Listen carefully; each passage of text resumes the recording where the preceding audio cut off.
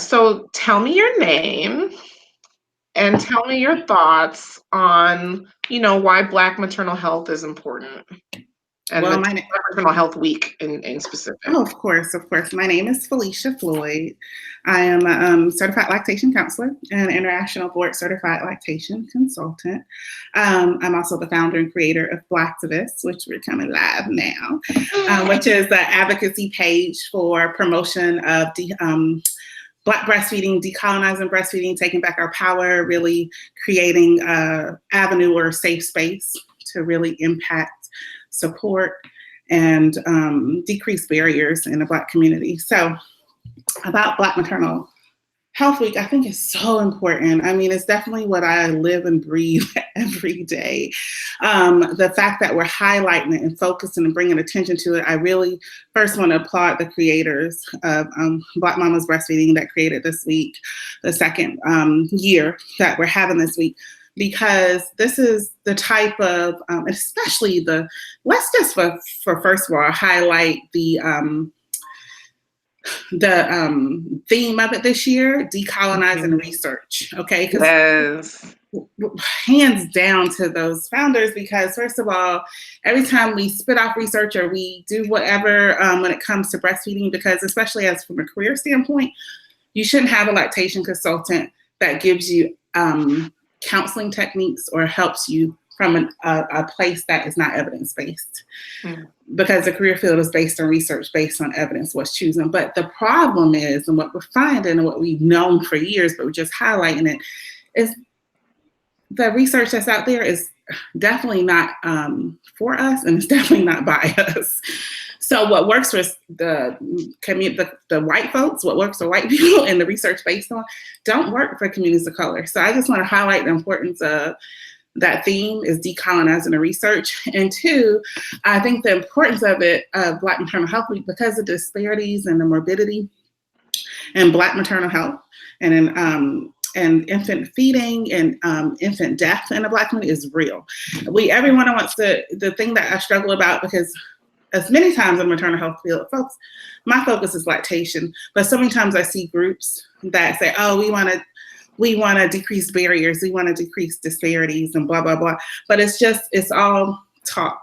And it's all disparity pimping. It's all about the grant just to get the money. And then they get the money and they do a little something in the community, but they don't do nothing sustainable that's really going to help us. Right. So I strongly, strongly feel like this right here is what we need to focus on, taking the blueprint and to build from that and really taking back our power. Right. And really not only for us by us, but really highlighting like, hey, we need this for our communities. This is life or death for us. It ain't no grant. Our mothers are dying. Our babies are dying. This is our aunties, our sisters, us, our babies. It's really a play in our DNA. It's a play in our generation from our ancestors, and the play that on our overall health. We look at everything where it measures race, even applying for mortgages. If you ask about your race. So every statistical outcome, especially in health, but education, mortgage, finance, wealth, there's a huge gap. There's a huge gap. So the fact that we're highlighting that and bringing awareness to that for us, by us, instead of some other organization that really is nice and white, for better terms, lack of better terms. It makes me feel good. It builds power in our community. And I don't like these words empower, because we don't have the power to give, but we want to build power and create that energy and that safe space. And that nobody got you like your people got you. You know what I mean? Like nobody gonna look after us like we look after us, So I'm so excited, and I'm excited about the events. I'm sorry, I didn't mean to cut you off. I was going to interject that I really feel like it's not only that we can take care of us, but we need to see us on the other side of the table, right? We need to see us on the other side of the table. We need to be able to look across that table and say, thank you, doctor. And I'm thanking a Black doctor who can relate to my life experience, who can Empathize. relate and empathize, and that when we have that type of support of one another, then we feel stronger in the long run, because we know that we have the support of somebody who genuinely knew where we were coming from. They weren't trying to prejudge us based on stereotypes or their misconceptions of the Black community, you know. And I've personally dealt with, you know, practitioners who, you know, they might just make a little comment and not even realize how privileged they sounded, or not realize how much they put me just like in a box. Like, and the thing is, like, it's not worth it to go into a long discussion with your doctor about something when they only see you for what, 15 minutes. They don't know you as a person. They don't care to know you as a person because they don't have the time to get to know you as a person. So even if they like you, they still can only give you their 15 minutes, right? And so, like, there's been so many times, like, okay, let's talk about Serena Williams. Let's talk about that. I mean, that's like the elephant in the room when it comes to maternal health. She's a celebrity. She's an A-list celebrity at that. And she still became susceptible to this broken maternal healthcare system, you know? And that's so important you bring that up, Vanessa, because like you said, when it comes to seeing, and that's one of the things I faced becoming an IBCLC, because representation matters. And when I was seeking out this credential, I couldn't find anybody Black that had it. I'm studying white breasts. How mastitis look in our breasts? How does what that look like in the ground? And I was like, what the heck, you know? And now that's changed some. We're going in the right direction because of grassroots efforts. Don't get it twisted. But also, like you just said, when we see each other in the room, like when I first cut my hair, when my daughter was having some insecurities, she's 17 now, but 10 years ago, she came home and said she wanted her hair like Lauren down the street, and it was a wrap. So I was like, no, baby, because I was wearing a perm and I couldn't walk it like I talk it. So I was so anxious because we know, you know, as Black women, especially, and just women in general, I think globally, kind of has so much attachment to our hair. And I had so much anxiety. I was just like, oh my God. And then I went to like a spa, right? Like to get it. It was like, anybody can cut hair off, right? But I had so much anxiety. I was like, oh my God, these white folks. When I went in, appointments, I was like, are they going to, like, surely they can't mess up cutting hair off. And then when I walked in for my day of my appointment, it was a Black sister with natural hair. That's so good. And let me tell you, and this is hair, and I know we're talking about health, but yes, but it's all when it comes to Black maternal health, it's all intertwined. It is. When the instant I saw her, I just relaxed. I knew it was good. She cut my hair, and she's like, "Girl, yeah, I've been actually this long. This is what you do." Da, da, da. And because I'm, you know, it's a learning curve, and especially 10 years ago, and I just instantly. So that's the same impact we have when we walk into a room, when I even walk into a room, as when I was a hospital-based lactation consultant, that instant, like, oh. Because you know what is understood that need to be explained, right? So I know your struggle. I see you. I understand you. I know that don't need to be explained. I got your best interests at heart, and I'm gonna look out for you. In those 15 minutes, it could be 15 of the best minutes because you already know what is understood don't need to be explained. Right. So I love that you said that, and about Serena Williams, because so many times people want to, it's not about race. Why do we always talk about race? Why do we talk? It's about education. It's about class. It's about access. No. Serena Williams is a perfect example where unfortunately it's more about race than people want to believe. It's not about education. It's more about race than a lot of what people want to believe. Yeah. Exactly. And then but if it wasn't about race, then why would the Black woman be at the bottom of the totem pole? Exactly. Like, tell me that.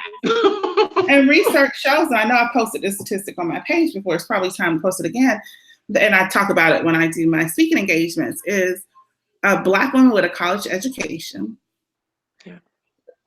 child is more likely to die that first year of life than a white woman who's dropped out of high school. That's real. So you can't tell me it's about education. It's about, I know that's real. Classism. Let me sit back right now, because I know that's and it's right. and it hurts my heart when I repeat it. It's a hard pill to swallow. It's a hard pill to swallow. So we don't center race and center racial equity and racial equity in everything we do. When it comes to policies, procedure, and think about it at a structural level versus the individual level, then guess what? Our grandbabies are going to be facing the same thing. So us taking back our power, and like you said, seeing each other in that representation and really challenging the system to center us in research and decolonizing research, that's going to make a powerful impact when it comes to, you know, my great-great-grandchild, our legacy, when we come to changing our genetics, when we come to really discussing this as I hope one day we're on the live, girl, and we 70 and we like, girl, you remember when that was a problem? Now look at these kids. They don't even know. They don't even know. We the Snoop Dogg and Dr. Dre of this, okay? Y'all don't even know what we had to go through. Right? It's so true. It's so true. And I'm grateful for that, because like this community has shown me how important it is to talk to my daughter. Yeah. My daughter and I, we butt heads a lot. We're both very strong personalities, but I love her to pieces and she loves me. It's just we don't get along sometimes. And when we don't, it scares me, because it makes me think, like, what if when she's older, she's those type, you know, one of those type of people who just storms out and don't want to talk to me no more? Like, what do I do? Because like, what if she needs me in regards to like maternal health? What if she needs me? And what if we, you know, but like now what I do is I just teach her everything I know now. Yeah. And if there's ever a day that I'm gone, she's never going to forget those things that I've talked to her about. You know, she's going to have all of those memories to remember exactly, you know, like, oh, well, my mom, she used to talk about breastfeeding and how important it was. And she breastfed all of us. And, you know, she was always trying to make a way for women who wanted to breastfeed and things like that. Yeah. Like, I want her to have that knowledge, even if I'm not here, you know? Exactly. Because it should be, and I know we talked about this before. How old is your daughter? She's actually 8.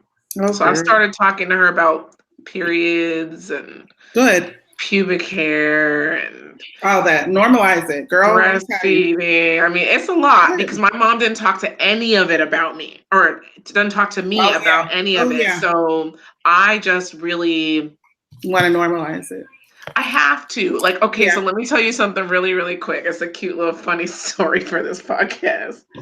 So my daughter, a couple of times, but most recently, has walked in on me and my husband having sex. That recently happened to me for the first time. Oh, child. The recent time, so we were both butt naked. Bucky naked. Like, we couldn't even like play like, oh, I was just putting on my shirt. You know what I'm saying? I needed to put on my shirt. I was changing. No, we were buck naked. But the cool thing about our room is that there's this hallway before you get into the room. Yeah. So as soon as we heard the door turn, we were like, oh shit. We like covered ourselves with a blanket. Like teenagers, right? Yes, but it was so funny because my husband, he got mad. He's like, go out, Rosie, go out, you know? And she just took it personal, like he was mad at her. So I had to go out there and like pick up the pieces. I was just like, listen, we're okay, you know, whatever. I was like, you know, mommy and daddy, you know, this is how mommy and daddies have babies. Like that was the first thing that came out of my mouth. I didn't know what else to say. But it was the realness, right? It's like, what else am I gonna say? We just sat in here butt naked, looking at each other. No. I didn't tell her the word sex, so she doesn't know what the word is, but I just told her like, what, you know, mommy and daddy love each other very much, and this is what mommies and daddies do to have babies. Yeah. You know? And she didn't know anything else, you know, but I told her, if you want to ask questions, you can ask questions anytime. Come to me, talk to me about it, you know. But you got to do that. I'm a believer in that, because I very much came from a background that was real conservative, but you didn't talk about it.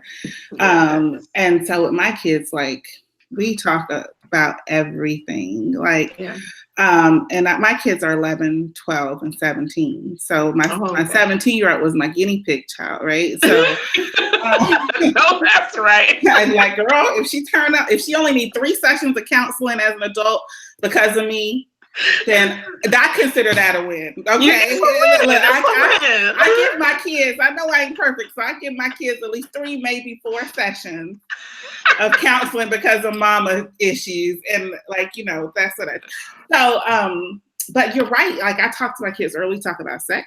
You know, we started from early on from an approach where you know your correct body parts. We talk about, we're big animal lovers, so we introduced it like that, you know, and especially now my kids' ages, because my 2 younger ones, they're 15 months apart, so they've always shared rooms till this summer, and I have a son that has sisters, and I'm definitely I'm trying to raise him to be a head of household, a provider, and understanding, emotion. We ain't doing that big boys don't cry stuff. You know what I mean? Like none of that. Right. So like we talk about it with him, and it's so funny because what I appreciate it, because we always have these conversations, and Kelly's like, hand me a tampon. You know what I mean? Like, you know, like they're so funny. And so, I love it. But there's this episode that might also help you on Blackish, where the girl, I forget her name, but the 2 younger siblings, the twins, she starts her period, and it's just hilarious. And my son loves it. Like he is so funny because that's exactly like our house. And he's like, I got the Flow app. Her period about to come, you know, and it's so. But we have to, honestly, if we don't normalize these and I talk to my son all the time. We were just talking about earlier about like marriage is work, and talking to, you know what I mean, a relationship, and things like, you know, we talk about you know, vaginas and penises and what they do. If I'm getting dressed, like I said on Shalanda's, Shalanda on my last post, and Shalanda was like, I can't even pee in peace. I was like, girl, my kid's 11, 12, so I still can't pee. And so they know how everything looks. And I normalize that because I feel like they need to know how a real body looks. So I don't want them looking at, oh, is that what about? Like, okay, like what you want? She, like, you know? She either hasn't had a kid or she's had surgery. Exactly. It's like one or the other. And that's when they like to talk to me about big stuff. So what, I'm gonna just sit on the toilet and like get out? Like, no, I'm not gonna interrupt that time that they feel comfortable. So like I applaud you, because that's exactly how it starts, and that's how we start normalizing conversation. Like, what are breasts? What are they for? Dual functions for each body part. I look at it like that. Yeah. Breasts are for babies. Breasts are for other things. Your mouth is for eating, and your mouth is for other things. Hey, you gotta be real, because you don't want them finding out the wrong kind of way, or just trying to experiment, catching something and finding out on the streets. Exactly. Like you don't want that to happen. If we don't teach them, the streets gonna teach them. The streets gonna teach them. So you better. The streets gonna teach them. Yeah. I mean, that's how I learned. I learned from the streets, because nobody talked to me about it, you know. And like in my mind, I always thought like, okay, like so this is real talk. When I was in high school, like I just would just lie and tell people that I was, you know, like I just didn't want to have sex. Like, but I wasn't a virgin, but I didn't want to have sex. But I was a virgin. Like, I was just like, I'm not trying to find out what I could possibly get pregnant. Like, hell no, I'm cool. You know what I'm saying? But I just didn't want the attention of people knowing that I was a virgin at the time. But I mean, I was like, I was curious, but it wasn't curious to the point that I was willing to risk my body. And like, I always knew I wanted to get married. I always knew I wanted to have children. Like once I started finding out about STDs and how they could affect me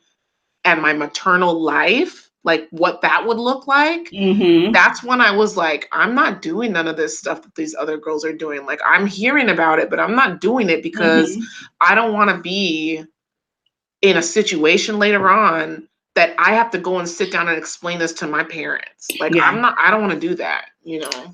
And I think that's really important, and I was just saying about positive body image and how to teach that, and talking about the first moon and, you know, starting period and that development, because that's so true. And I also think those conversations aren't had enough, because I was kind of like not completely opposite, but opposite, you know, where, you know, I had my first baby at 20.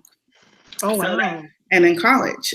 So that was a real conversation, a real fear. You know what I mean? Having to come home with all this, you know, let's not even talk about the pressure that's put on like the first person that maybe goes off to college or tries to graduate, you know what I mean? So all of that weight and pressure and having to explain this to not only the folks that raised me, my Mimi and Gigi, but like my biological folks and my brothers. And it was detrimental, but to find out that I feel like my child changed my life, you know? So we're talking about that, and that's like there is something in me that changed for the better.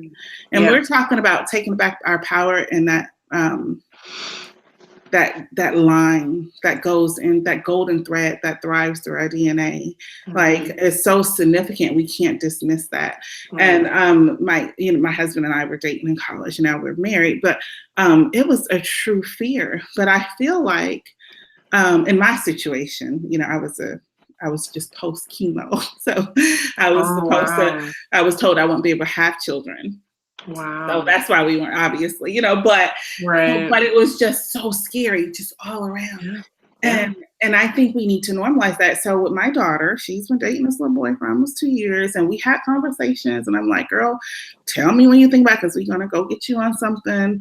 We're going to do this. You make sure you have your own condoms. You know, because we have to talk about sex in a healthy way. To build power in our children, because when they don't know, then we're giving someone else the power over their sexuality. So same thing with breastfeeding, same thing with mothering, same thing with, you know, relationships, finances. Like when we don't understand all that as a culture, we're giving that power away. So I feel as though normalizing these conversations, like normalizing breastfeeding, you know, like, I swear my 11-year-old son could probably fix the latch better than half the lactation consultants in my community. But and my husband too. Like he be trying to tell me, he'd be like, babe, did you look at the tongue? Babe, did you? I'm like, for real. Who is the breastfeeding counselor here? Like, look, people actually ask me in my private practice where I get my most referrals from. I'm like, my husband, because he all out there like, oh, you finna have a baby? Oh, that's what my wife do.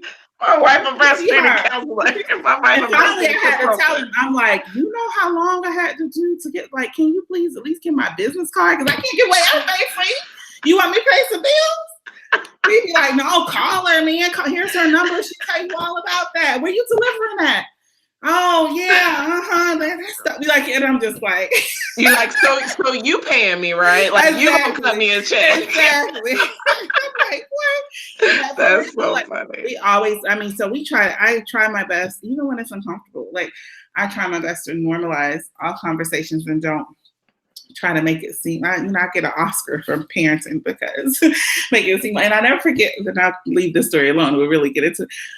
But the first time my oldest daughter, and she probably will kill me on this podcast, but the first time my oldest daughter was administrating, and I was like trying to teach her stuff, and I was just so anxious because this is me being first daughter, so I'm just like, oh God, like I was so anxious. I was like, this cool. We live by a beach, so I'm like, you know, you got these options. You can still swim, you know. So I'm like, but I was if you took my blood pressure at that point, it was probably sky high because I was so anxious. But until we have these conversations, like we have to, you know, and now she talks to her little sister all the time about it. Like she knew before I knew when Kelly started. I was like, well, why nobody tell me? Well, you was at work. You was at the hospital, and I know how they stress you out, so we're just gonna wait for you to get home. I'm like, no, you call me and I come home. Like, you're it's funny that it's beautiful. It's funny that you respond that way too, because it's so natural for your older daughter to take that maternal step in teaching her younger sister, right? Yeah. So it's like, it's easy for us as the mom to get upset about it, but at the same time, like, you should be so proud. I am. I'm sure you are, but I'm just saying, like, I was excited. I was like, but you're also like, hold up, what about mom? Exactly. You know, this is my second shot to do it right, you know, but it was good. But that's what we're talking about when we're thinking about like how important sisterhood is and what it means for Black mamas, you know, because this right here should be ancestral knowledge. It should be given away. Like all of this, what we're talking about, we can't just look at a woman's breast and be like, okay, this is how I can latch a breast with my eyes closed. But if I'm not tapping into that family's reality not only how they identify, they might not even identify as women. Right. You know, might be non-binary. If I'm not using or attempting, and I fumble a lot of times, I'm not perfect to use correct terminology. If I'm not attempting to see, okay, well, this mama just told me I got to go back to work next week and she just had this baby. If I'm not like, oh, what's going on? What support programs out there? This mom's talking about keeping her lights on. She's the only one working. Her husband's disabled, whatever. If I'm not like approaching her as a full person and tapping her, and I'm not doing my job. And I think that is exactly when we're talking about representation matters and that empathy that's there naturally. I think that is how we're going to heal at each generation. And I think there is a I don't know where I saw it because I read stuff and then it maintains what I keep I don't remember the root. But there was this beautiful, it was eloquently put, talking about each generation of women heals the future generations and past generations. Oh, I love that. And I think that is so important because when we think about, we can't blame, you can't fault someone for what they didn't know when they didn't know. Everybody at the time is trying to do the best they can do, just like we are. And so our grandmothers, our mothers, our great-grandmothers, they did the best they could, with what they knew. What they knew, yeah. And they knew that, so if we go back to slavery, we knew that breastfeeding was best. But we also had a slave master who would not allow us to feed our own young and would require that we feed his babies before we fed our own. And this was the foundation, right? This is the foundation of why we created the first formula, right? Because our babies couldn't have our milk. What were they eating? What were they eating? And it's probably sweet milk. It was probably something that was just not for an infant baby, not for a child. Yeah. And if we go that far back, it's important to see that this is really the foundation of Black maternal health in this country. Right? Exactly. Because we were separated from our babies. We were not given skin to skin or any other type of right because we were slaves. Okay. So babies were literally ripped from us. And we're separated from our country. Separated from our community was. Where our community was. Ancestral knowledge would be. Right. And so to not have to be trapped. We were trapped in a position where you could not give your baby your best, even if that was all that you wanted. And I think that is so important to talk about it from, when we're talking about colonization and thinking about it, because every country is impacted, by colonizers. Right. And we look at how that, and so I was just in Mexico, and we look at how, that was colonized, and the indigenous folks and the Mayan people, and like the first astrologists, you know what I mean? We look at what colonizers are still doing globally, right? And some of the reparations that are given globally. So when we have this, we've been breastfeeding our babies, right?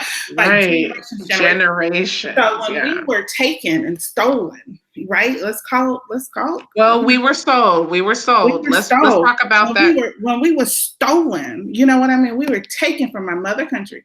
But we were sold by our people, though. We were sold. That's we have to put out there too, because I think we put a lot of it on being taken, and we were, but our own people, the royals, where we came from, sold us out, and that's a huge part of our community right now. It's still a huge part of our community. It's that generational trauma that's happened. But let's also explore that, because when we were stolen and taken, I really think too, from those royalty or whatever the situation may have been, the concept of slavery or stolen, or what happened after, what some folks in some countries view slavery as is different from what slavery was in the U.S. You know what I mean? So that wasn't even very different. And then even so, stolen from the country and sold, right? and Right. thinking about what that historical trauma has done to our DNA and healing from that.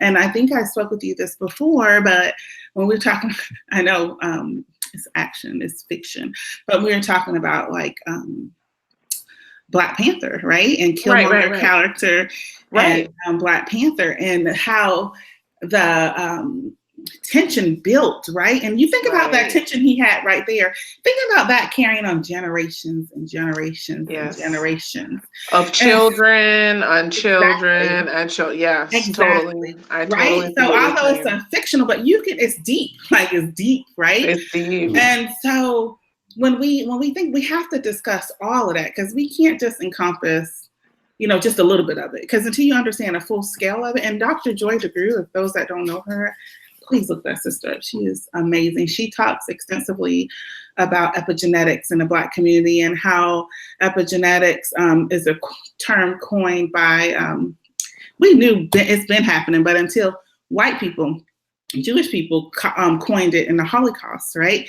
And how they research Jewish folks and how they realized that there is this thread that each generation still remembered and still impacted, even though they're generations away from now, still impacted by Holocaust. But no one applies that. Again, decolonizing research.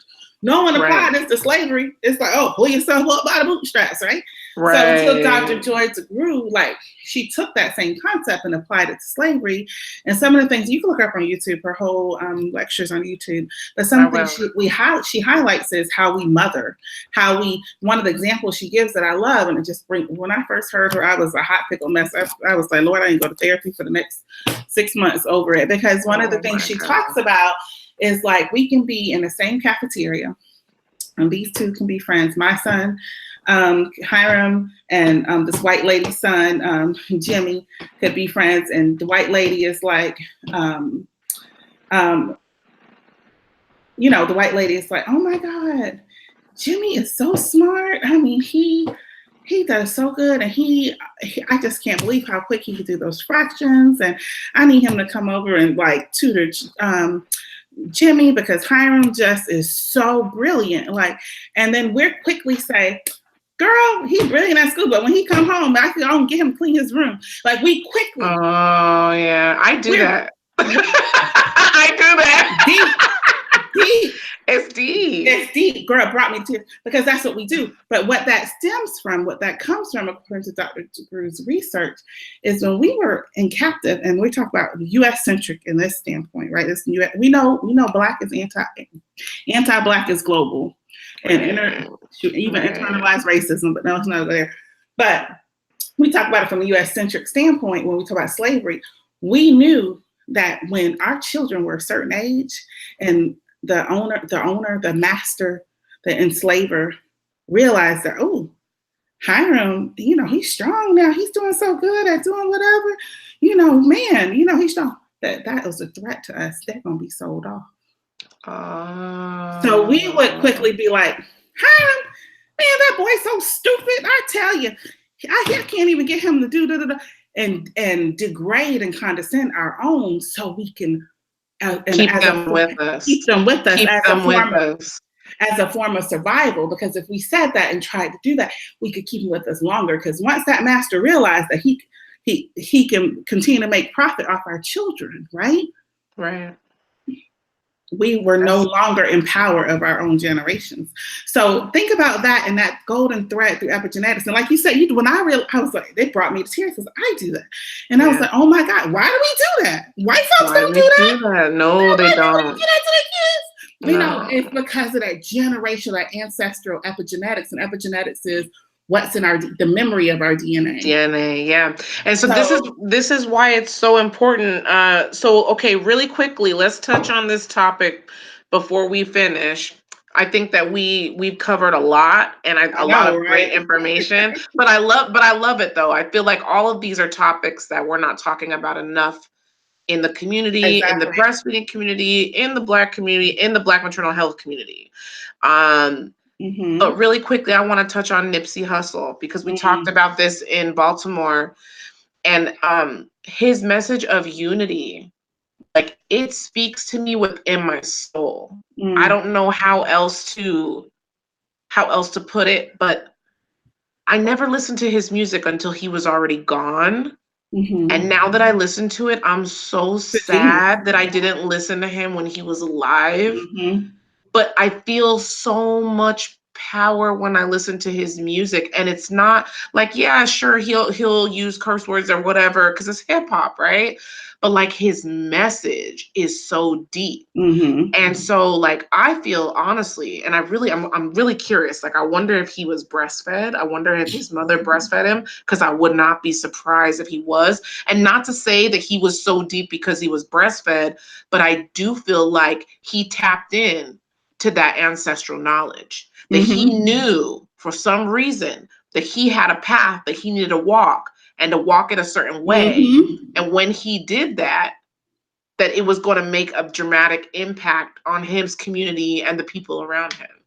Yep. And so let's talk about that. Yeah, let's talk about it. And so many times what I recently was having a conversation about with one of my girlfriends, and they were talking about just how deeper things are, and how water, for instance, carries messages. Okay. So thinking about like the different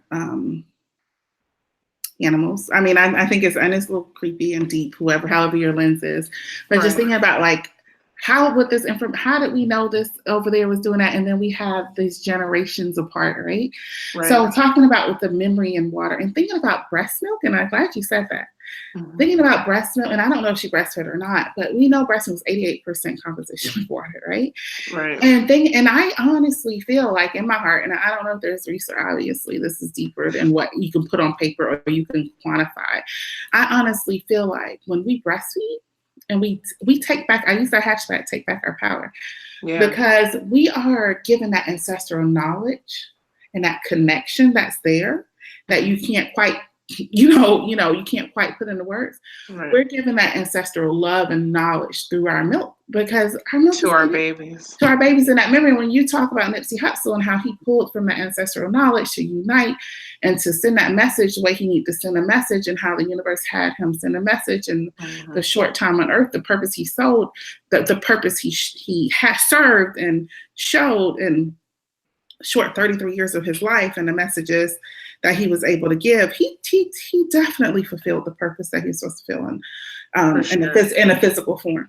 So we talk about that, because he awakened a lot of people about what he was talking about. And what they say, this is the first.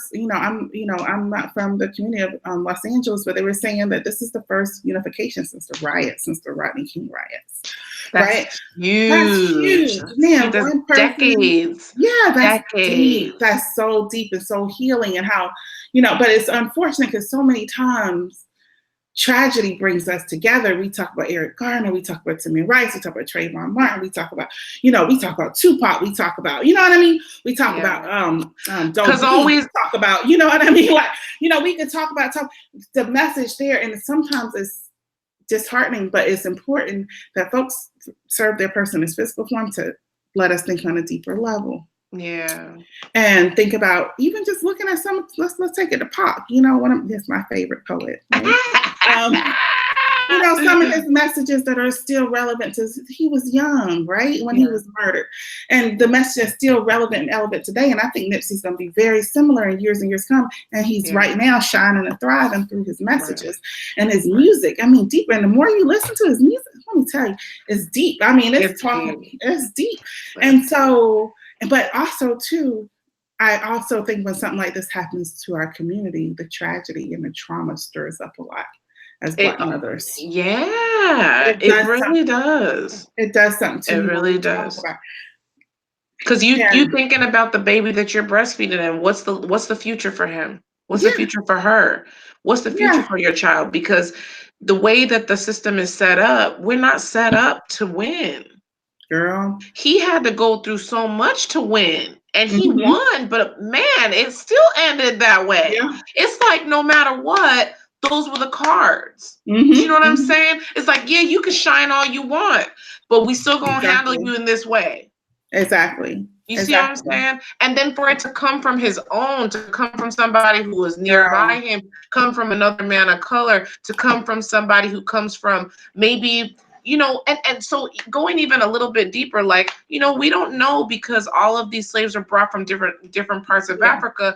We don't know. What if they were from rivalry tribes? What if they were from different parts of the world where they don't get along? What if, it could have been a billion different things.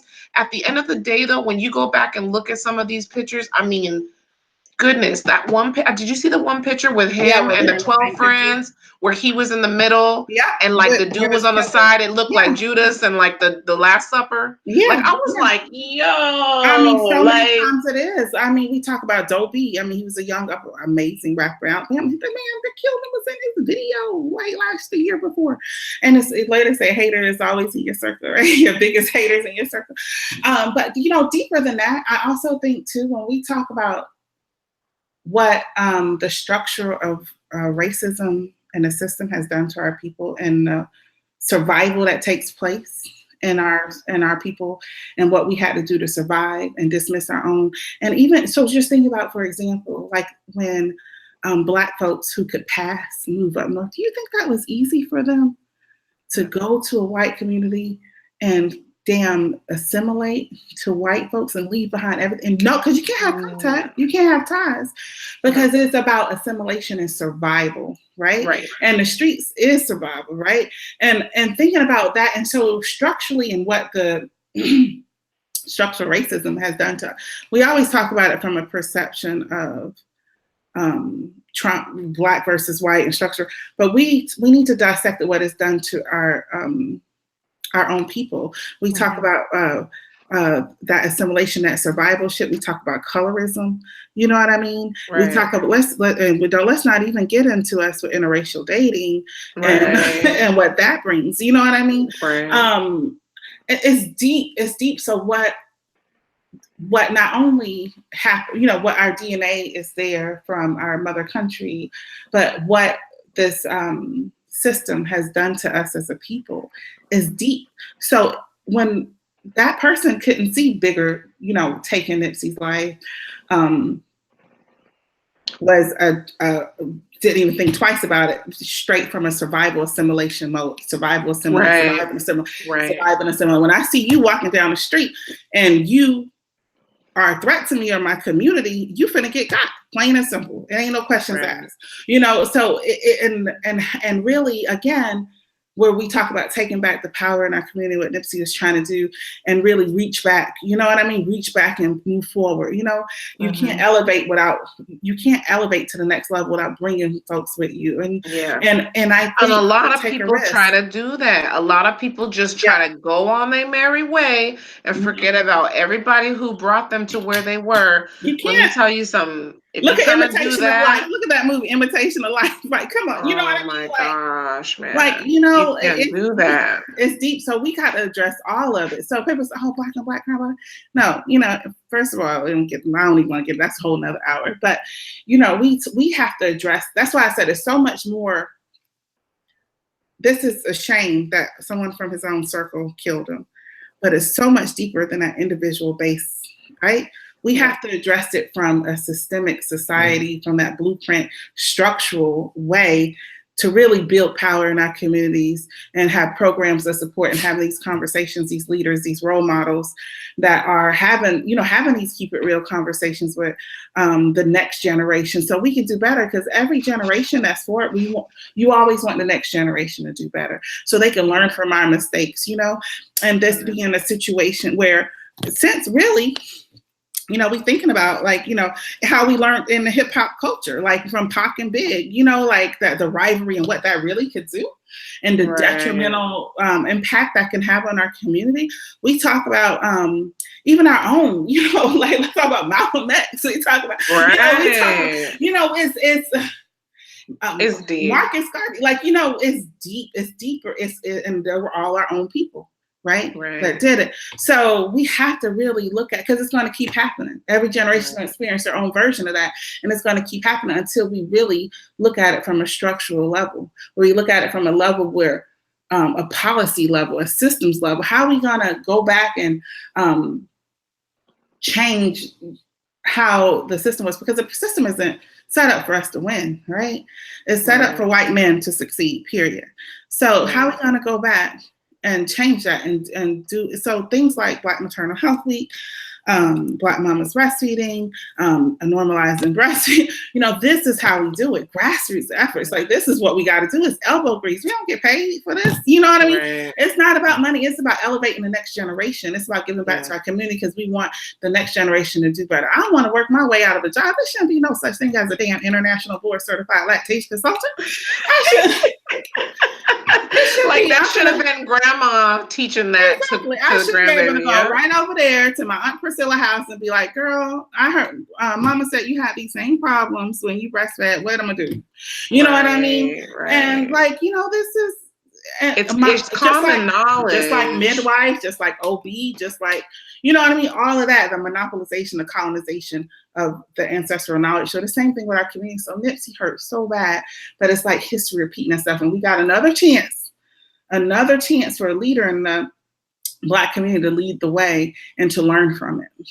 Right. And I'm hoping that a lot of people start to step up now, because see, Nipsey, like I said, learning about him after he was shot, he was so special. Like,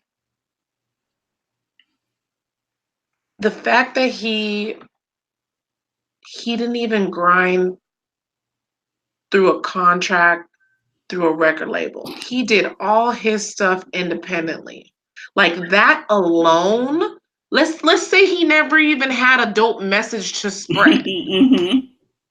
Just the fact that he came up on his own by slanging in the same street where he ended up building that building. Yeah. Like, the fact that he did it all, just grinding. I feel this is why I wonder if he was breastfed, because I really believe, and this is nothing, just a disclaimer for anybody who may watch this and they're either breastfeeding or not breastfeeding or have low milk supply or whatever. This is not towards you. This is just a thought and a theory, okay? But I genuinely believe that the work that we do in our lifetime reflects the work that we do at the breast. And the reason why I say that, and I'm not saying, because obviously there's people who have been formula fed who are professors and doctors and all that, and that's great. I think that's amazing. But I feel like there is a work ethic that comes to a child at the breast, right?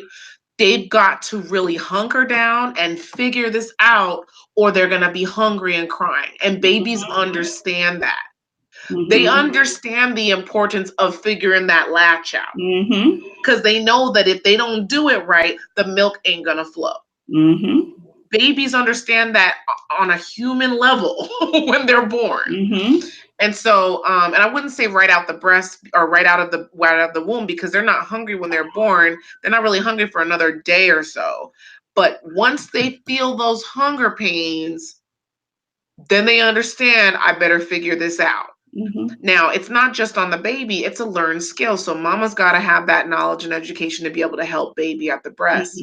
But I genuinely believe that babies that master breastfeeding, that they master other tasks like that. Not to say that they're smarter, not to say that they have a higher IQ.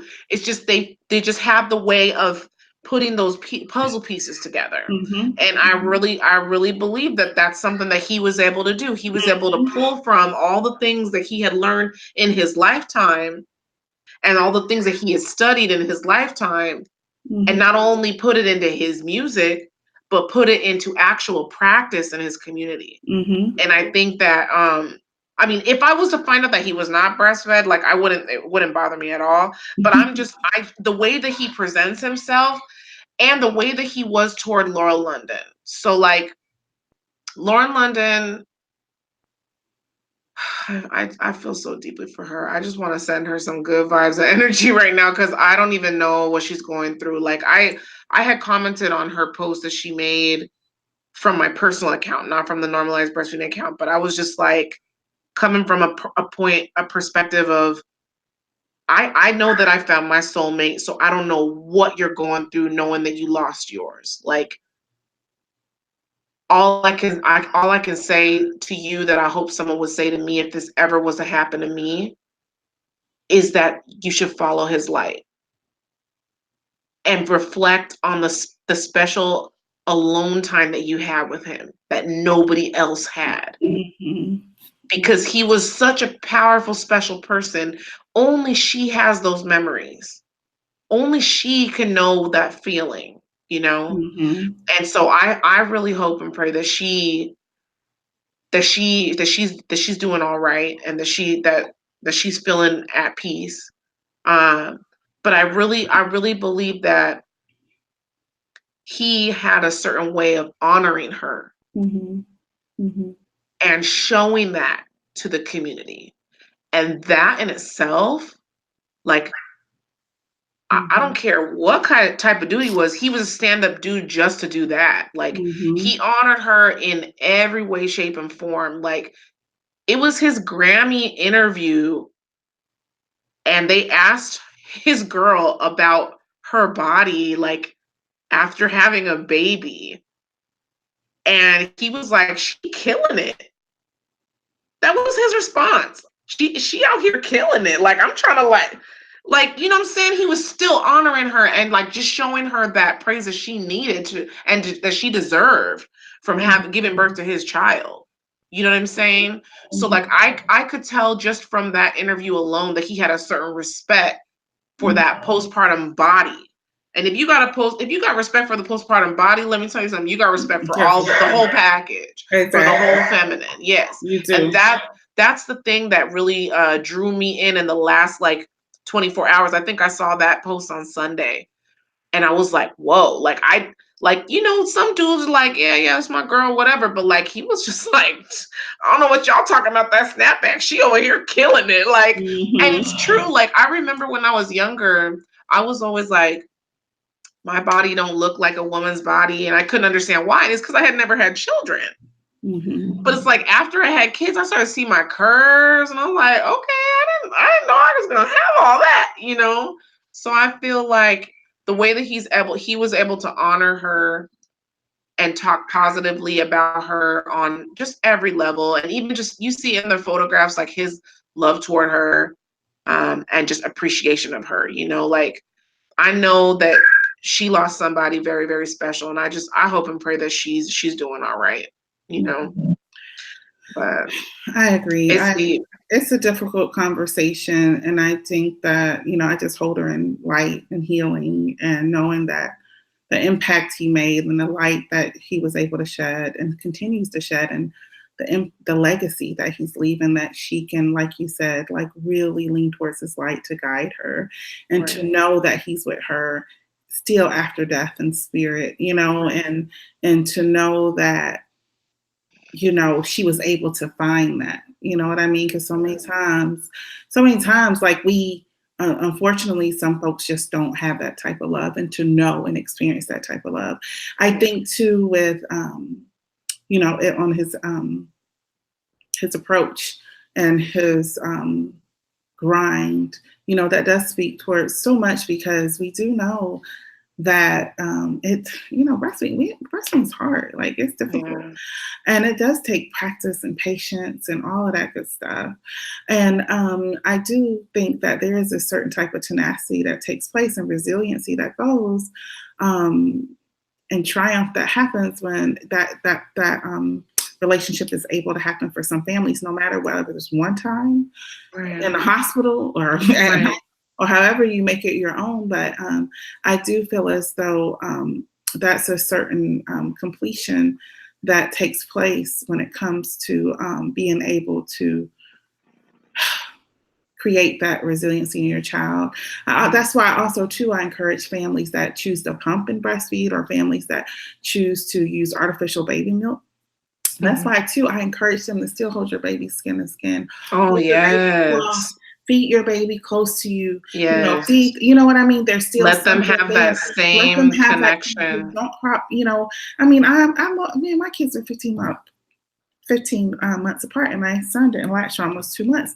Like, it was just pure survival. So I'm not judging when that props a bottle up, but take that time to really bond and to really take time for you to heal postpartumly and sit down and hold and keep them close. So I still promote that because there's something right there in that bond. There's some message and some epigenetics that carries on our DNA with breast milk. And obviously, this is beyond nutrition. We can go on and on about nutritional value, but this is deeper. It's way deeper than that. Yeah, that maternal bond that takes place. That's why I encourage all families, hold your baby close when you're feeding. Keep your baby next to you when you're feeding. Do skin to skin. That's just not for the hospital, because we need to create that safe space. It's deeper. We need to create that security. Love. We need to build that security. We need to build that agape, that unconditional love, and let them know early on during that developmental stage that I got you. If nobody ain't got you in this world, I got you, regardless, because this world ain't for you and it wasn't built for you. And I got you right now. You're safe, And I think that was really indoctrinated and is indoctrinated in our children when we have that connection. And also that brings us to a deeper curve to talking about like why it's so important to support mothers, right? Because oh my gosh. We don't know this. It's overwhelming as hell when we haven't introduced a new family or have a new family. That's why we have to create environments of support and to support families when we need that mother to bond with her baby, period. Period. Yeah. Whatever the feeding choice is, period. But we need to hold, this is deeper. We need to hold things to a higher standard. We need to hold things to our government, our policies to a higher standard when it comes to supporting families, our communities, because then that's only then when we're able to really offer true labor of love, right? True love and support. But that bond that takes place, it does something. It does. So when they're secure about their world, then when they grow up and grind, and they know they good, right? They know they love. They know at the end of the day, they love, and they can also internalize that love, but also give it back. Right. And pay it forward, that love for the community, that love for the people, that love for your girl, that love for your guy, that love for your children. You know what I mean? And that's what I mean when I talk about like revolutionizing breastfeeding, taking back our power, decolonizing breastfeeding, little hashtags I use here and there, generational impact, because I feel like, all those hashtags are important because it's deeper than nutrition. Yeah, we know children will survive off whatever, but they thrive off breast milk, blah, blah, blah. But it's so much deeper what we give our children when we empower our families, when we support them and when we love them unconditionally, because we really build on that foundation. And we and think about what happens when babies cry or when we cry it out or use that method. The cortisol levels go through the roof. Yeah. And we teach babies that no one's going to be there for them in the world, and they get used to it. That's right? So true. And they learn that at a basic human level. Like you're an infant. At a basic human level, and Black folks especially, but people of color especially in this world, our cortisol level stays at a certain level at all times, right? Because that's how we have to survive through the world. So why expose them to that early on when we already know, and health outcomes prove, right, that this is already stacked against us, and our cortisol levels are already going to be pretty higher than the next white person that we see. So let's not. And they're already just at a sense of survival, starting off with a certain amount of it just from our generational past, our generational impact of the epigenetics that take place for survival for our babies, right? So when we teaching that security and supporting families and teaching that unconditional love and supporting families enough where they can provide unconditional love and have a path where they can create that for their infant, then we digging deeper. We can really build that resiliency. And I strongly feel like that's what happens when we think about all of the great influencers of several generations and our generation that takes place. Because when folks speak through, like everybody says, keep in mind I'm an artist, but I'm sensitive about my shit, right? Like, you're giving certain part of you away, right? Because you love, because it's love, right? It's love. And it's deep. So whatever your gift is to this world, tithe it to the world, right? Because that comes from a loving place. You can walk through this world without giving back, or we shouldn't want to, whatever your talent is. I was looking at my daughter get her first sewing, and I was like, sis, you like an artist. This is amazing, because I never got a sewing, but I'm interested now. I'm like, this is so cool. Like, who would create that? Like, that's amazing. Our people are so creative, and we use that creativity to survive. Like, to be able to do that, it's a pretty intricate process. And to be able, and she had a frontal, so to be able to blend to make it look like it was real. I was like, I can't even get my concealer. I'm looking a mess now, almost, 12. What time is it? Oh, girl, 12:53 at night, Central Time, looking a hot pickle mess. But to be able to see, I can't even get my ding on. I don't even know how to put on bronzer properly. I was like, this is a talent. Like, thank you for sharing your talent with me and giving back, you know what I mean? And building that up in our sisters, so whatever your gift is, whatever it is, use it. Don't give it away. Use it to do greater good, do greater work. It's deeper, Yeah. And you just never know who you're going to inspire along the way. Mm-hmm. Like for me, I just really started digging in deeper and working on my mailing list. So I'm emailing every week. And at first I was just like sending out newsletters, and it's just kind of like, okay, this is kind of boring. And then one week I got really sick, and I was like, man, like I can't do this right now. I'm sick. But then I was like, dude, I have to be consistent at some point. I got to push through at some point, or I'm not going to be able to make the impact that I really want to make. So I challenged myself and was like, you can give your community 20 minutes. Mm-hmm. You don't have to get on social media. You don't have to do nothing else. Mm-hmm. Just give them 20 minutes. Write them an email. Tell them that you're going through it, but that you're down for them and that you're supporting them and that whatever they need, you got them. And I did. And you know what? I got so many responses to that email. Everybody cared about me. And I was like, whoa, people care about me. Like, they were like, beautiful. Like, we hope you feel better. And I was like, oh my gosh, like, they actually care. Like, I'm not just writing to myself. And so now, like, I'm so encouraged because I know that when I go to my email, I can bring them what I'm dealing with. I can bring them what I'm going to do in the future as far as like this project. And I can bring them other things that they're going to know that I'm coming from a sincere and genuine place. And that I really just want to see them, do the best that they can for their families and their babies. And whatever that looks like, like I meet people on the street all the time who are like, oh, I was only able to breastfeed for 2 weeks or 1 day or whatever. I'm like, yo, you try. You try. You put that baby to your breast, and I'm not going to take away. I don't know what you went through. You tried to feed your baby, and that's all that matters. Mm-hmm. And I genuinely, like, I've seen so many people back and forth on posts be like, well, they didn't really try. And I'm like, listen, you have no idea what that person's going through. You don't know their story. And if you don't know their story, we ain't got no judgment up in here. And let's talk about that, because so many people define success differently, right? Like, so we talk about what success is or try to judge folks on what they measure. We need to normalize that conversation. So if you put that baby to the breast one time, awesome. If you're able to do skin, because it's deeper than that. It's deeper than a woman's breast. It's deeper what's going on, whatever trauma she's been through. That person's been through whatever. All kinds of stuff. So many people are like, oh, I only did it for 3 months. I'm like, girl, 3 months? Girl, 3 months is awesome. It is. So many times society's like, oh, well, you didn't make it to a year, or you don't put baby to the breast, or you just you're not successful.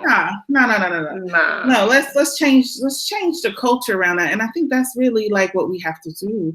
And I think too, I really strongly feel like and I know this might turn a little political, but I really strongly feel like this is why access to support and lactation care is important. When I heard of breastfeeding, I was like, oh, okay, breast don't come out my milk outside. I ain't been around no babies like that. And I was like, okay, we'll try it. I ain't know I ain't know nothing like, oh, well, this could be this could be that, this could be that. Like, it was like, okay, we'll try it and see, Right. And it happened to work out. So Right. many moms start like, and if I was going to formula, I would be like, okay, well, it didn't work. So just another, and as people are survivors, people of color, it's just another thing that didn't work for me. Right. It's just another thing as a Black thing. woman that didn't work for and me. as a Black woman coming from a family and greed, you know what I mean? Like we survival mode, like Right. And you don't have time to do that like white folks. The fact that women had to push through in being separated from their babies in birth and slavery and getting their milk taken from them or whatever the case may be, like there's so much they had to go through. There's so much they had to go through, and we have that survival mode where we're just like, did it work? Oh, it didn't work. All right, on to the next. It's just another thing that didn't work. Let's keep it moving. Yeah, and I do think that's what is. I do think that is exactly the false sense of security and the failure. I mean, we fail moms as a system. Oh my gosh. I talked to Wick about that this week. I was like, listen, Linda. Oh yeah. When I spoke at National Breastfeeding Week in September about this, like I went deep into an equity talk for an hour in September. Like I had people walk out the room, like, of course. They walk out all the time. Like every time I sit through on equity. Y'all accepted the abstract. I don't know who y'all thought y'all was gonna get. Google me. Like listen, you think I was gonna come up here and code switch? No. I don't have nothing holding me back either. I have no financial ties to nothing I got to say to my mom. I'm gonna tell it like it is. They did walk out, but it was the truth. And until we address the systems and the problematic things that take place, we're not gonna be there for our people like we need to be there. And we're not gonna be there for mothers like we need to be there. Right. It's frustrating. It's very frustrating. But we have to have these conversations where how can we support families in a way where they can bond with their babies and create generations that are going to be secure, because we look at our elders that were probably breastfed, right? I mean, think about our elders and the things they were able to accomplish and the things they had to survive. And I look at some of the adults now, even though sometimes I look on my chart in the hospital, so I'm like, dang, oh my God, I was graduating high school, Right. And it's like, and it's crazy because it's like, oh, I am the miss now. I am the, like, what do you mean? I am the ma'am now. Like, don't call me ma'am. And we think about that and like what will our impact be? And I joke and say, yeah, we're gonna be the Snoop Dogs and the dog, but really, like, what is, look at the impact they make, man. Come on now. Yeah. Like, thinking about that and how that impacts us, we really have to take responsibility for it. I also feel like we have to come together as influencers and in our community, like having these connecting with each other. And I know I've connected with several Instagrammers and things like that. Like, but connecting with each other so we can make sure we're sending the same message is important too. That's so important. And that's the reason why I've really kind of come under the wing of the Black Maternal Health Week this week to try and to push their messages forward and to just start pushing the talks forward. Like, because it's just so important that we're heard, and it's so important that we talk to Black women about Black women so that they understand that, like, oh, it's not that we're just here supporting Black women. We want you to know something about yourselves too. And you need to learn these things about yourself so that we can figure out how to fix it in the future. But I genuinely believe that the maternal health of the Black community is the gateway to our future. I genuinely believe that. And if we don't take it in our hands, nobody's going to care. It's going to be continued.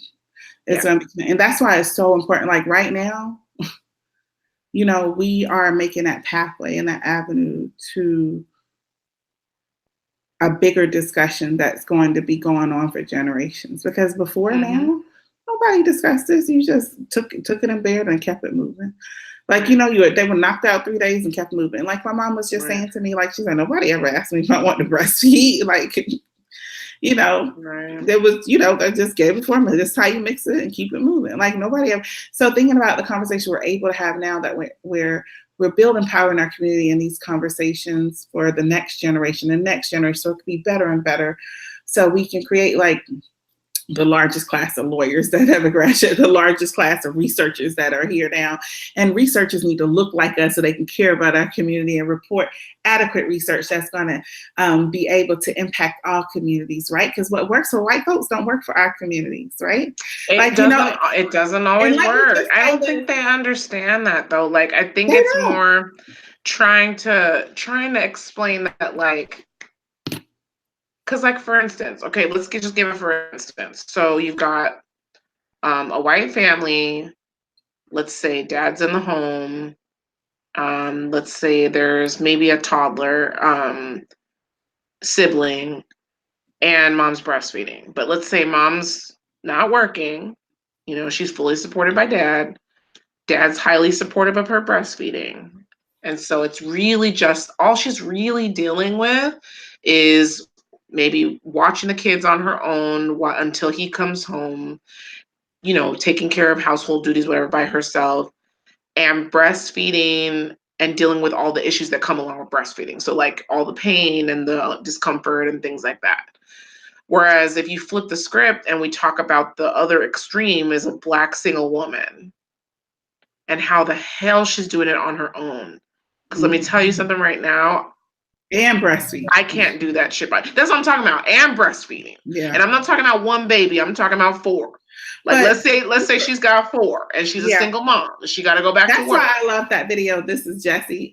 Just did like a single mama that I posted on my page. I just love it because it was so good. It was awesome. And I think, how do we support how do we support that mom that was staying at home and that is freaking going crazy because that toddler, you know what I mean? Whatever it is, and her struggles and her reality, and step into her truth and respect her truth, as well as support that single mom that might have to, you know, survive by going to work the next week after delivering.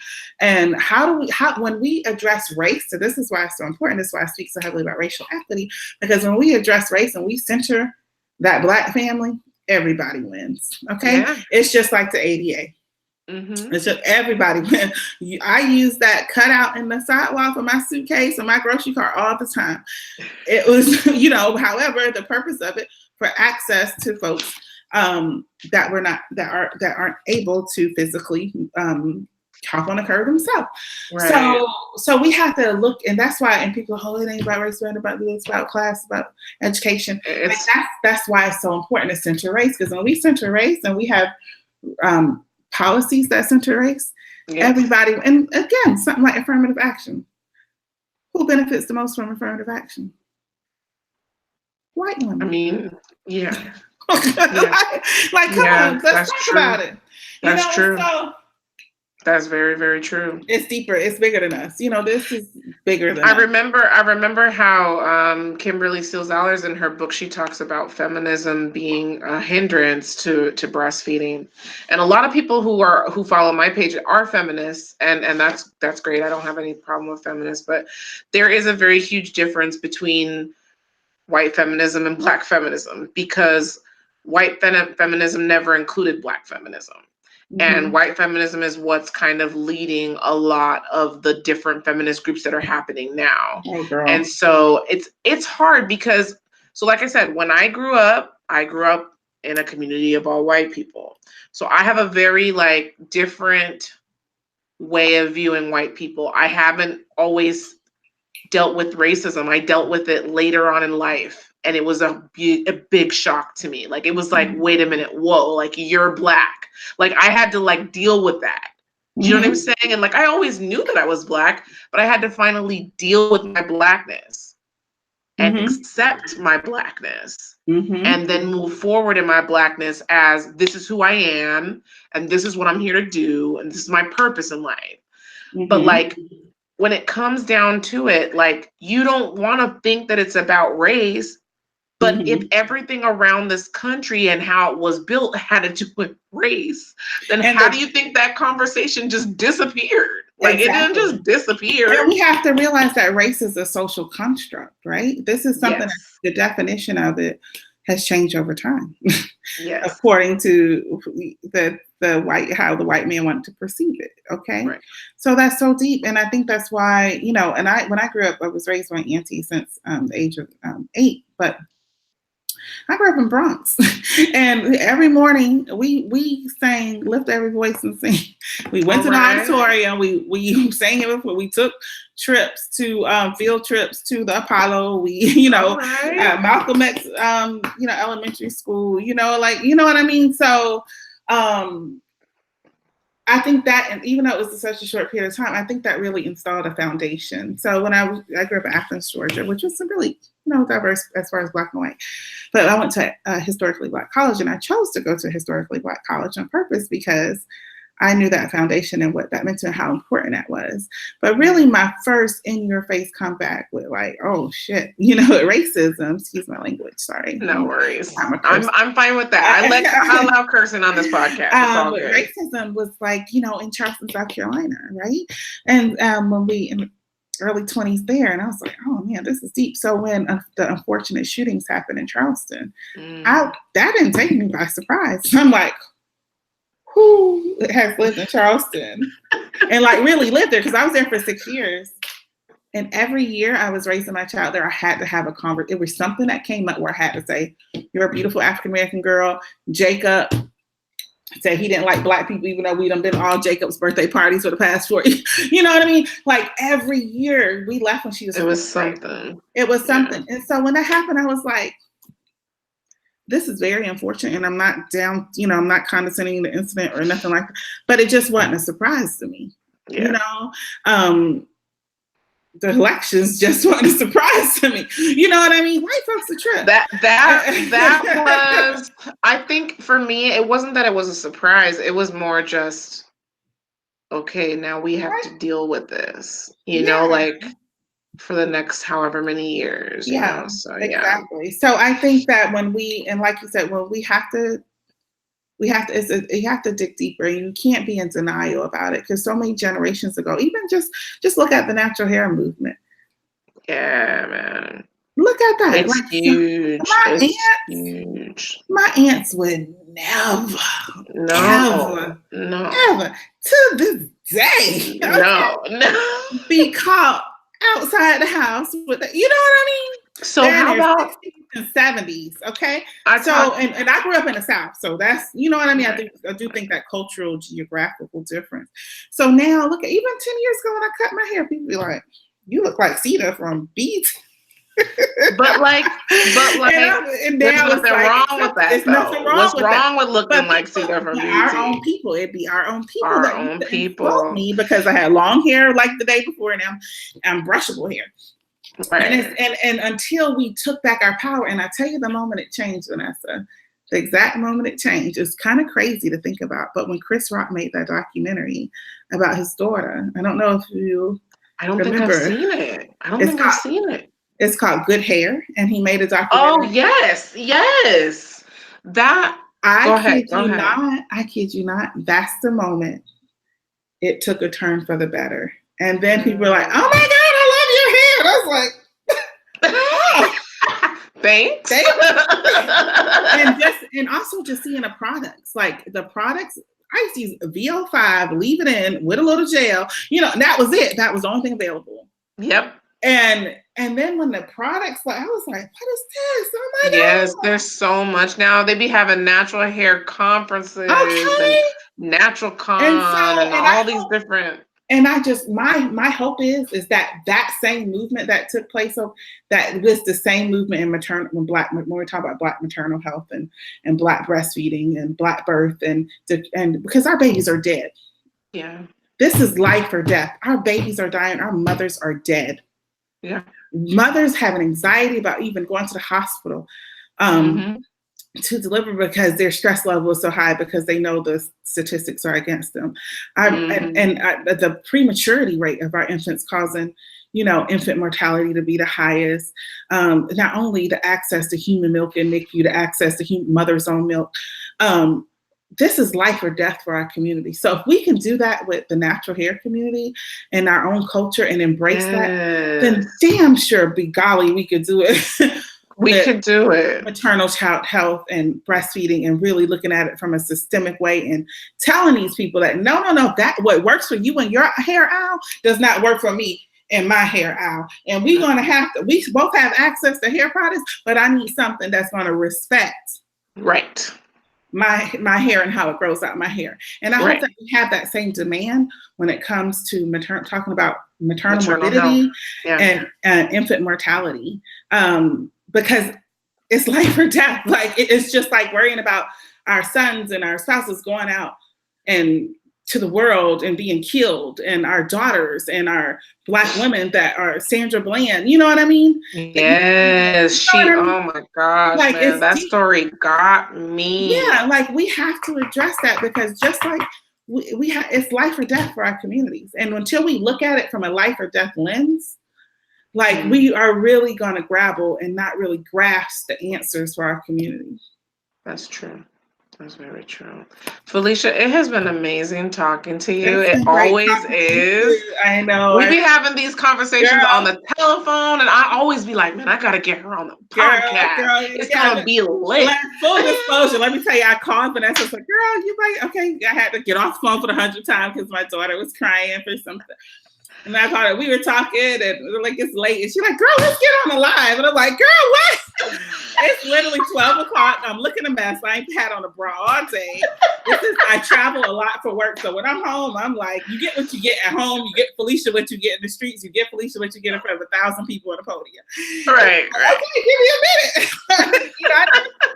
So like, this is for real, like keeping it real. Yes. Continue the girlfriend conversation that was happening. So I'm happy that we can have this opportunity for our communities to kind of get to know us on a more personal level too, and what we about, because when I say YOLO, like I mean that, you only live once, so we have to take advantage of opportunities, and we have to love like tomorrow is not promised. I totally agree with that. Well, thank you so much for coming on the podcast. I'm going to make sure that we get this out to our communities and really just try to show some love. And we have a few different, like I said, some focus groups that are happening now behind the scenes that I'll plug you into.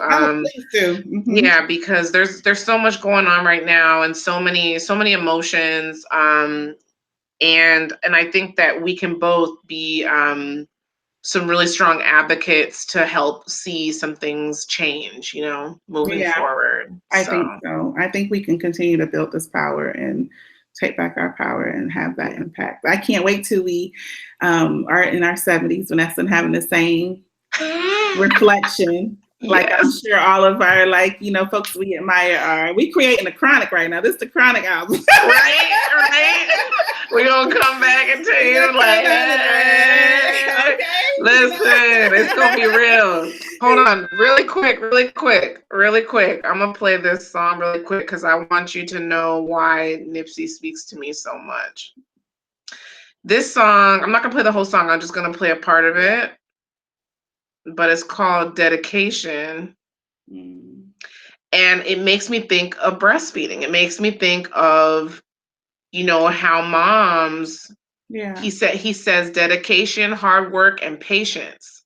It's like when you think about, right? That's all you really need. That's all you really need, yo. Like, and I couldn't understand how, I don't know why I can't find the oh, here we go. Is that the one? Oh, it's showing me videos and stuff. Hold up. I think that theme is really important: dedication, hard work, and patience, because that is definitely I'm not going to play it, but for people who want to know what I'm talking about, like that song and maternal health, like if we can apply that to our missions on every level. Yeah, for real. I mean, that can really turn some things around, and that should be really what we're preaching to our mamas, right? Exactly. Dedication, hard work, patience. Like these are the three things. These are the foundational blocks that you need to even be aware of your maternal health. Like, so a lot of women get pregnant. And we're almost done, but a lot of women get pregnant and they have no idea what maternal health is, the whole concept behind maternal health, the policies, all that. They don't know what goes into them being able to get the care that they get. Mm-hmm. So if we can start to use these 3 pillars, I would call them, to help start to rebuild the community, I really believe that those 3 pillars can help so much in the maternal health community. I really do. And so, yeah, just that quick foundation is beautiful. That's our blueprint. You got it. You got the blueprint. That's the blueprint. That's the blueprint. I love that. I'm gonna retitle this. The blueprint. The blueprint. This is the blueprint. This is the Reasonable Doubt album. I know I keep taking it back to hip hop. I'm sorry. I'm coming to Florida. I'm coming to Florida. Doubt album. We creating it. That's it. You know, that's what it is. This Cool in the Gang. This KRS-One. This right here. Yes.